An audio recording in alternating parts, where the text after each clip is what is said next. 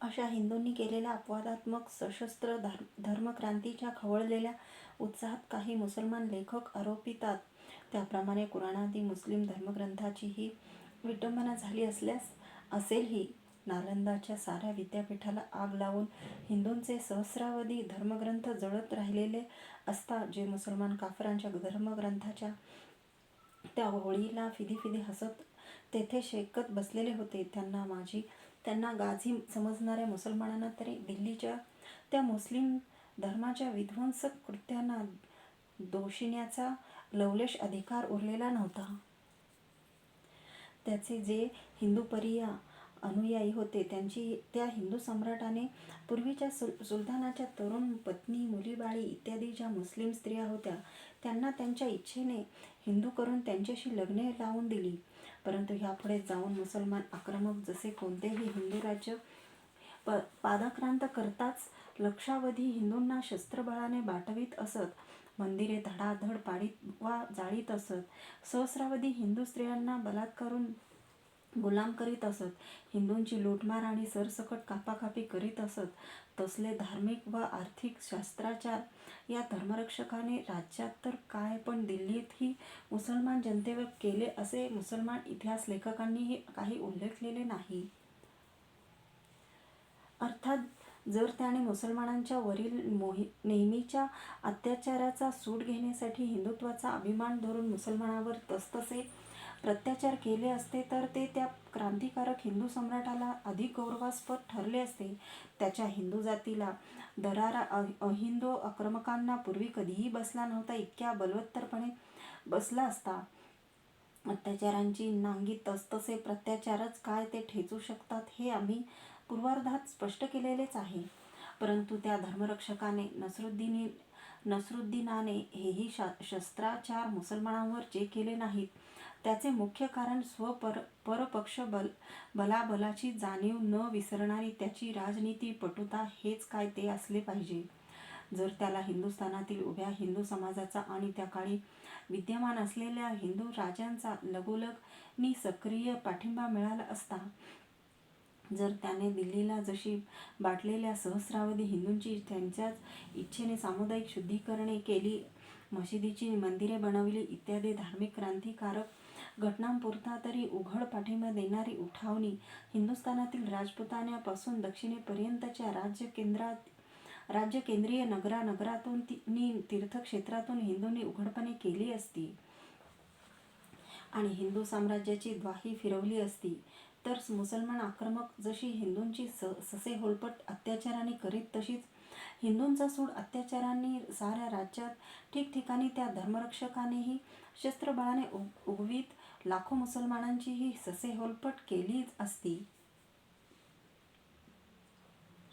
परंतु हिंदुस्थानभर हिंदू राजांनी आणि लोकांनी या हिंदू राज्यक्रांतीला तसा उघड सक्रिय पाठिंबा दिला नाही. त्यांना मनातून मात्र स्वाभिमानी अपार हर्ष झालेला होता आणि मुसलमानी सुलतानशाहीचे नाकच कापून टाकले याविषयी हिंदू रक्षकाला सर्व हिंदू समाज आणि हिंदू राज्ये जरी धन्यवादच देत होते तरी प्रत्यक्ष उठावणी अशी कोणीही केली नव्हती. हिंदू साम्राज्य स्थापनेला अशा अत्यंत अनुकूल असलेल्या संधीचाही हा जो अवसान घातकीपणा केला गेला त्याचे एक कारण हे होते की हिंदूंना सभय शंका वाटे की अद्भुत क्रांती झाली खरी, पण ती टिकेल का? नाहीतर ती कोलमाडल्यास तिला आम्हा सक्रिय पाठिंबा देणाऱ्यांचाही सत्यानाश झाल्यावाचून राहणार नाही, म्हणून हिंदू समाज नुसता वाट पाहत राहिला. दुसरी गोष्ट अशी की दिल्लीकडे चाललेली मुसलमानांची सामुदायिक शुद्धीकरणे ही तरी हिंदू समाजाला धर्मे म्हणून कुठे वाटत होती. त्या काळच्या हिंदूचा धर्म शुद्धीबंदी हा होता, शुद्धीकरण हा नव्हता. परधर्मसहिष्णुता हा त्यांचा सद्गुण विकृतीच्या व्याधिग्रस्ततेमुळे धर्म होता. मशिदी पाडणे किंवा मुसलमानांना बळाने शुद्ध करणे हा नव्हता. अशा प्रत्याचारांना हिंदूच एकंदरीत महापाप समजत. तेव्हा हिंदू समाजच ह्या धर्मक्रांतीच्या विरुद्ध उठाव करणार नाही हे तरी कुठे निश्चित होते. मग मुसलमानांच्या विरोधाची गोष्टच बोलायला नको. अशा स्थितीत दिल्लीमध्ये त्याने केलेले धर्मक्रांती आणि राज्यक्रांती हीच मुळी इतकी धाडसाची आणि मुसलमानी राजसत्तेची नाकच कापून टाकणारी घटना होती की अखिल भारतीय हिंदू समाजात तितकी तरी उठावणी सक्रियतेने पचवण्याची शक्ती आणि धाडस आहे इतके जरी सिद्ध झाले तरी प्रस्तुत पुष्कळ साधले. मग पुढचे पाऊल पुढची संधी मिळताच यशस्वीपणे घेऊ. सध्याच तुटेल इतके ताणणे श्रेयस्कर नाही. अशा विवेकानेच काय ते त्या धर्मरक्षकाने नसरुद्दीनाने दिल्लीतील किंवा राज्यातील मुसलमानावर कोणताही अधिक धार्मिक शस्त्राचार केला नाही. उलट त्याने त्याच्या राज्यातील मुसलमानी सैन्याला शेतकऱ्यांना नागरिक प्रजाजनांना हिंदू प्रजेप्रमाणेच नवीन सवलती आणि कराची सूट समानतेने दिली. त्यातही जे मुसलमान राज्याधिकारी किंवा मुसलमान धर्माधिकारी मनातून या हिंदू पक्षीय धर्मक्रांतीविषयी चढफडत असावेत असा त्यास संशय येई, त्यांना तो त्यांच्याशी राजनिष्ठ असलेल्या मुसलमानी अधिकाऱ्यांसारख्याच अत्यंत मूल्यवान भेटी वारंवार धाडून आणि सन्मानाने वागवून आपले मिंधे करून ठेवी.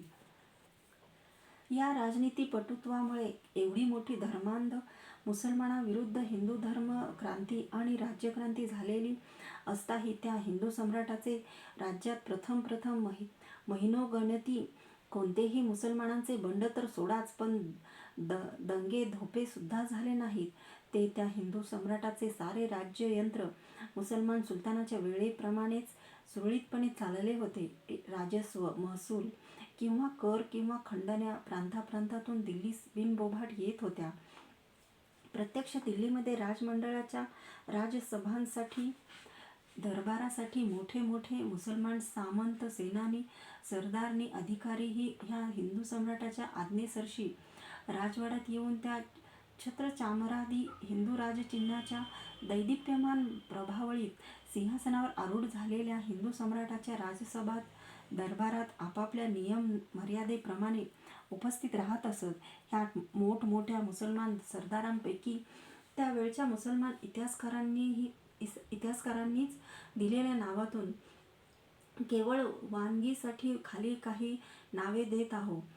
ऐन उल मुल्क मुलतानी, युसुफ साफी हतीम खान, कमलुद्दीन सुफी, फखरुद्दीन तुघलक, मुगलटी महम्मद शाह, बहराम अनैया, युकला खी, होशंग, काफूर साहेब असल्या त्या काळच्या मुसलमान धेंडांची उपस्थिती आणि बहुतेक प्रांतात सुभेदाराची, प्रशासकांची आणि मुस्लिम सैन्याच्या ठिकठिकाणच्या शिबिरातील मुस्लिम सेनानीची लेखी मान्यता पत्रेही त्या हिंदू सम्राटाच्या सेवेस सादर झालेली असल्यामुळे साऱ्या राज्यात मुसलमानी समाजात अशांतता अशी कोणतीच कुठे महिनोगणती प्रादुर्भवली नाही.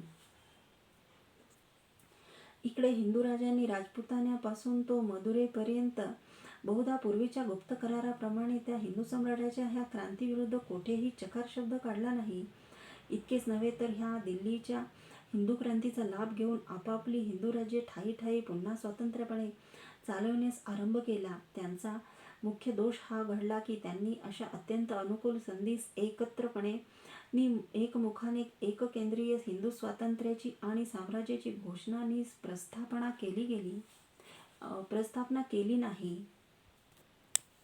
ह्या परिस्थितीत त्या हिंदू सम्राटाचे राज्ययंत्र प्रथम जरी सुरळीत चालू लागले, तथापि तो चणाक्ष सम्राट धर्मरक्षक हे पक्के जाणून होता की त्या हिंदू साम्राज्य क्रांतीचा मुख्य आधार इतर कोणत्याही उपांगावर अवलंबून नसून तो अवलंबत होता केवळ त्याच्या बाहुबलावरच. काय तो यास्तव त्याने त्याचे जे सहस्रावधी निवडक हिंदू सैन्य राजधानीत आणवून ठेवलेले होते, त्यांची जय्यत सिद्धता ठेवली होती.